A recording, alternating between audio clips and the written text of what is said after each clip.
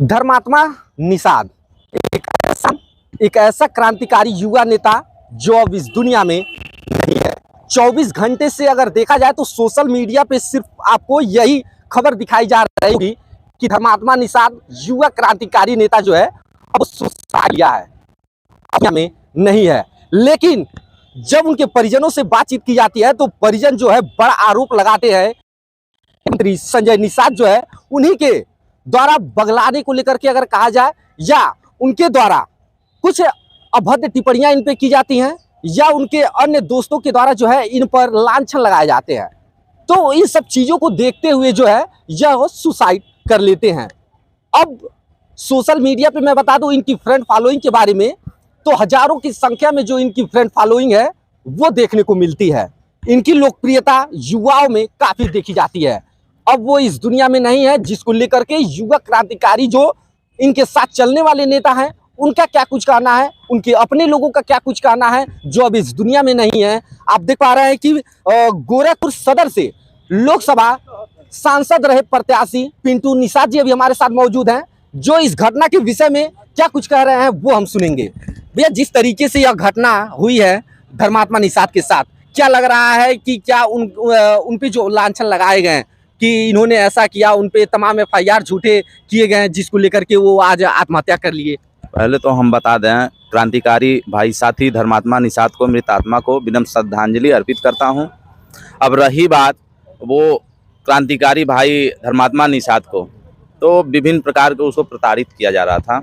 जैसे वो चाह रहा था कि भाई राजनीति में हमने 10 साल से समय दिया है, तो भाई कोई किसी के साथ रहता है तो प्रतिफल की अपेक्षा करता है। वही नहीं कोई भी रहेगा, प्रतिफल की अपेक्षा करना, उम्मीद करना, आशा करना कहाँ से गलत है। इसका मतलब ये रहा उसको कहीं न कहीं लोग बहुत दिनों से प्रताड़ित करते रहे। इधर शुक्रवार से देखा गया, क्योंकि बीच में हमारे सीट पे भी आना जाना उसका रहा, क्रांतिकारी भाई धर्मात्मा निषाद का, तो इधर शुक्रवार से थोड़ा सा डिस्टर्ब चल रहा था कि जो जिनकी बातें वो कर रहा है या सोशल मीडिया पे लिख रहा है वो कहीं ना कहीं प्रताड़ित था, परेशान था, लेकिन वो अंदर अंदर ही कुछ कह नहीं पा रहा था, घुट रहा था, जिसका परिणाम वो अपने आप को ये समझ रहा था कि यदि हम पहले ही पोस्ट में वो बता चुका है कि यदि हम चाहे होते तो ये जिनसे हम प्रताड़ित हो रहे थे, जिनसे परेशान थे, हम उनको मार सकते थे। लेकिन वो चाहा कि भाई अगर ऐसा करते हैं तो हत्यारा के रूप में, वो चाहा कि हत्यारा के रूप में हम न समाज में आए। इस नाते उसने लास्ट में उसको कुछ नहीं समझ में आया तो उसने भाई सुसाइड किया। सर, सुसाइड नोट में देखे जा रहे हैं कि संजय निषाद, जयप्रकाश निषाद जो उसके दोस्त हैं, और इनके परिवार पे जो है एलिगेशन लगा रहे हैं कि इन्हीं की वजह से जो है, इनकी उकसाने की वजह से जो है इन्होंने यह कदम उठाया।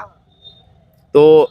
अगर वो कह रहा है तो बात ये सही है। उसने अपने सोशल अकाउंट से जो पोस्ट किया है, अब उस पोस्ट पे जिनका भी नाम ले रहा है कार्रवाई होनी चाहिए। कार्रवाई के नाम पे तो देख रहे हैं सर अब जीरो ही है, क्योंकि जो जिनका नाम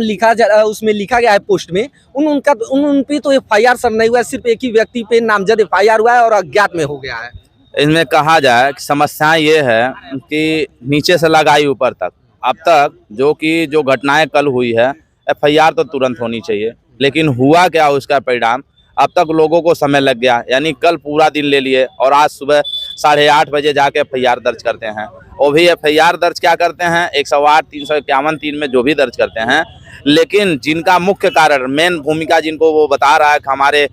मौत का कारण कौन है, उनका नाम कहीं है ही नहीं, ज्ञात है। तो इस तरह से कहा जाए, केवल इस मैटर को, इस मामले को इस तरह से कहा जाए कि जो सुसाइड की बात हो रही है, जो उत्प्रेरित लोग किए थे, उसको उकसाए थे, परेशान कर दिए थे कि वो एकदम थक हार के अंत में अपने आप सुसाइड किया। तो कहा जाए कि इस मैटर को दबाने के लिए क्या किए हैं, किसी न किसी को एक को मुहरा बना दिए हैं, जो कि अगर 4 व्यक्तियों का नाम ले रहा है तो उसमें जिसको जाना चाहिए चौथे तीसरे नंबर पे, उसको फर्स्ट पे लाया गया, और जिनको फर्स्ट पे आना चाहिए उनको अज्ञात में कर दिया, जो कि हम घोर निंदा करते हैं। सर, विधि के आप लोग ज्ञाता कहे जाते हैं, एक अधिवक्ता, सर आपके अनुसार अगर देखा जाए तो कौन कौन से सेक्शन बनेंगे इन सभी के? नहीं, सेक्शन जो बने हैं वो तो ठीक है, 108, 351, 342 में जो FIR दर्ज हुए हैं ठीक है, लेकिन जो नाम अगर ले रहा था तो FIR में कम से कम आप लोगों का, जिनका वो नाम जिक्र कर रहा था कि 4 व्यक्तियों का, कम से कम चारों लोग के नाम से एफआईआर दर्ज कर लेनी चाहिए था। जो विवेचना रही और जो जांच पड़ताल रही, जिस भी तरह से जो कार्रवाइयाँ आगे होनी हैं वो तो आगे विवेचना का विषय है, लेकिन एफआईआर तो जिनका नाम ले रहा था, जो उसका सोशल अकाउंट्स की बात है, सब पे दर्ज होनी चाहिए था। तो आप देखे होंगे कि सोशल अकाउंट पे जो है 3 से 4 पन्ने का नोट, सुसाइड नोट उसे कहा जाए, सुसाइड नोट जो के, और वो क्रांतिकारी नेता जो है अब इस दुनिया से अलविदा गया। बाकी इस युवा क्रांतिकारी नेता को लेकर के अपने जो विचार है वो आप हमें कमेंट बॉक्स में खबरों के लिए आप हमारे